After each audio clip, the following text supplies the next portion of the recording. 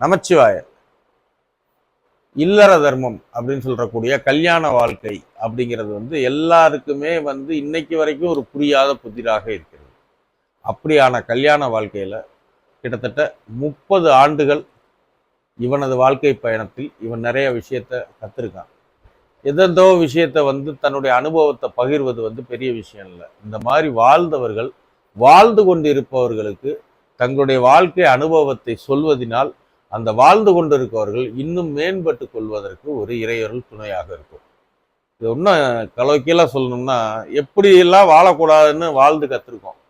அந்த வாழ்ந்து கற்றுக்கதை உங்களுக்கு சொல்லிக் கொடுக்கறதுனால நீங்க இன்னும் சிறப்பாக வாழ்வதற்கு என்னால் இந்த 30 ஆண்டுகள் இல்லறத்தில் இருந்ததனுடைய பயனை ஒரு முழு வீடியோவாக போட்டு நம்ம யூடியூப் சேனல்ல போட்டிருக்கோம். நீங்க போய் அதை பாருங்க. இல்லற தர்மம் தான் இறைவனிடம் நம்மளை பரிபூர்ணமாக சேர்க்கும். இறையருள் பூரணமாக கிடைக்கும். இல்லறத்தை ஒருத்தன் சரியாக நடத்திவிட்டால் அவனது இறையறம் மேன்மையாகும் என்பதை அந்த வீடியோவில் மிக தெளிவாக குறிப்பிட்டிருக்கோம். போய் நமது யூடியூப் லிங்க்ல பாருங்க. நமச்சிவாய வாழ்க, நாதன் தாழ் வாழ்க.